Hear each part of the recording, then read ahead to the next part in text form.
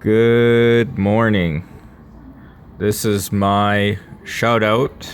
Shout out. Can you say Rico's Reef Tank? Oh, yeah. Say Rico's Reef Tank. Rico's Reef. Yeah. So Rico's Reef Tank. So if you guys don't already know Rico's Reef, I'll give the link in the description. He's got a contest entry going on. He's looking for 1,000 subscribers. So yeah, so ready? Let's feed the tank. Ready? So I'm just gonna be feeding in some Fido, a little bit of frozen, and a little bit of oyster feast for the clam. Oh, and I lost my helper. All right, so here we go. So I've turned off my mechanical filter, and we'll let these guys go. So updates.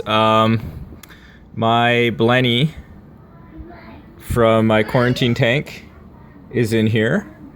I'm holding off on my clownfish because I have a skimmer here now, but it is too tall. I could make it work, but instead I said, you know what, instead of messing around, I'll just order another tank. So I'm gonna upsize my quarantine tank. Upsize my quarantine tank from this 20-gallon long to about a 33. I'm gonna go 8 inches higher, which is like a 29, and 2 inches deeper, which is not really a standard dimension. I was thinking about the all-in-one, but with the hang on the back skimmer, it wouldn't make sense because I would have to put it here. Now I thought about making the tank all the way to here, but then I realized I quite like this little passageway here, just to put stuff while I'm testing, fish medications, whatever, so I'll leave it. I did build a water bridge to tie these two tanks together. I might get the guy who's building the glass to make me one out of glass, or I might put a overflow in and just have this tank overflowing into this one, which would is what I will probably do. So we'll see. I already built the I already built the bridges, so whatever.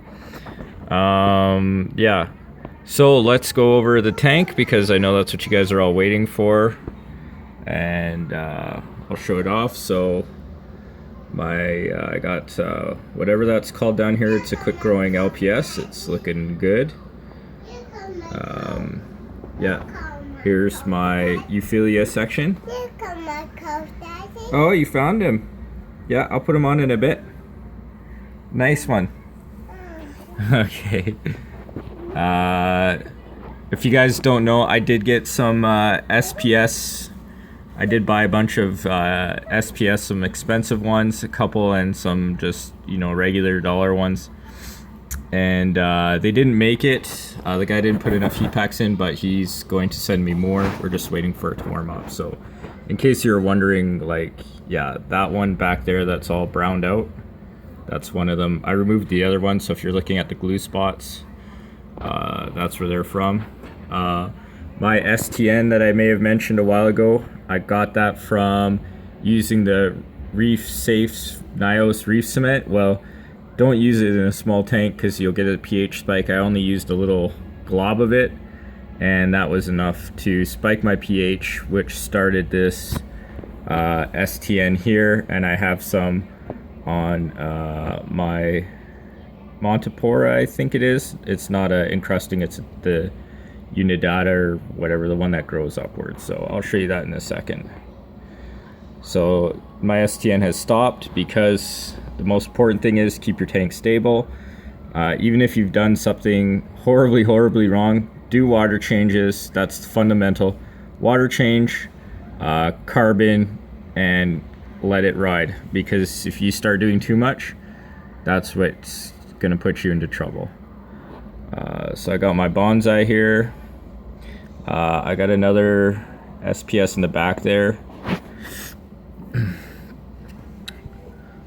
This guy's encrusting nicely, whatever he is, and then I got my bird's nest back there, and then this thing, Hydrophoria, is looking pretty good sitting there. So now, if you guys remember, I had, I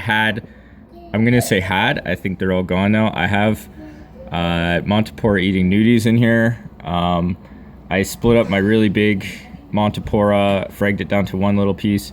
Kept this one as whole as I did because I could kind of scrub it all. And then a couple weeks ago, I noticed it had them again, so I crushed them again. And then again, when I got off work a couple days later, I noticed I had them again, so I gave it another scrub. Killed a lot of the coral, but I've been noticing it's been bouncing back quickly, so I was a little bit more aggressive this time, and I haven't seen him out there. Here's the other little guy that had STN, or short or slow tissue necrosis. You can see it just on this edge. Again, it's slowed down, it stopped, and it's growing back over that spot. So again, keep things stable. Here's my bird's nest that wasn't doing so good. It was losing quite a bit. You've seen this one before. I fragged it, put the pieces down. It looks like it's coming back, so it hasn't died. Again, if it hasn't died, leave it in the tank. Chances are it'll come back.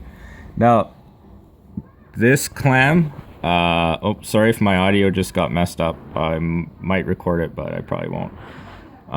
This clam, I might return it just because I don't think he's too happy. Like, I built this nice flow thing here, so he's not getting too much flow.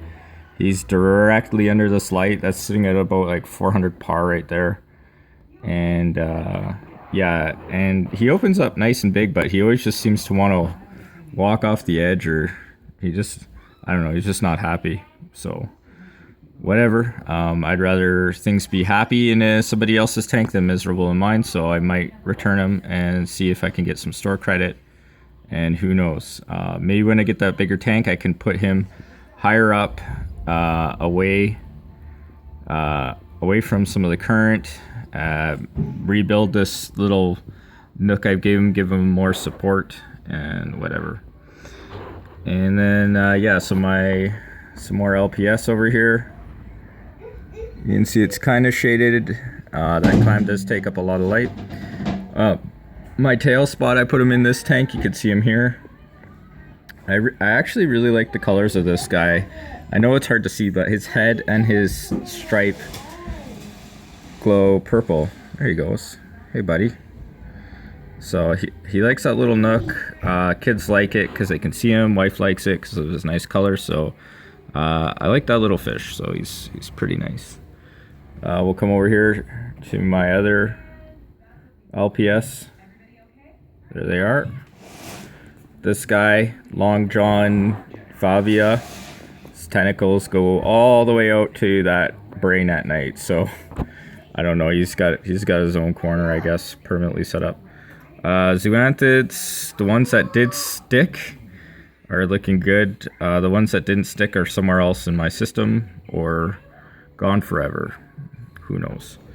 I got some zoas down here too. I think out of all the corals, zoas are probably my least favorite because they'll seem like they're happy and all of a sudden they just like slime up in peace and they're floating all around your tank. So we'll come around here. Sorry for the towel, I put it up just for you, Rico, so you get no glare on this video if you've stuck around this long. Like I said, he really deserves you guys to go there, enter into his contest, and get him to 1,000 subscribers. So there's some mushrooms kicking around over here. Gonapora, still alive. So there you have it. And we'll come back around and we'll have a nice, I guess, finish at the acans and the blastos that we haven't looked at yet. So you can wait. So there's my nice acans are growing, getting fat, splitting, having babies, so that's good. I can see a bunch of babies on this guy. It's awesome. This guy's been encrusting over, awesome. This acan hasn't split. It's been my tank the longest. This is probably one of the fattest ones, so I don't know what's going on. I got a nice green growth edge on this guy. And then these guys are definitely coming in, getting bigger. looking healthy. So increased my cleanup crew a bit because I was getting algae everywhere. So that's good. It seems to be under control. Maybe even too much cleanup crews. So hopefully I don't have too many of them die off, because that's what I wanted to avoid at all costs. But we'll see. I do have a fair amount of hermits, and I have a filter feeding crab in here now and an emerald crab. So hopefully those guys will scavenge. And of course you see the shrimp. So those guys are good at picking up the waste. So yeah. Anyways, thanks for sticking around. Again, check out Rico's Reef Tank channel. I'll leave a link in the description here. Thank you, everybody, and have a good day. Have a good morning. Oh, Blastos. There you go.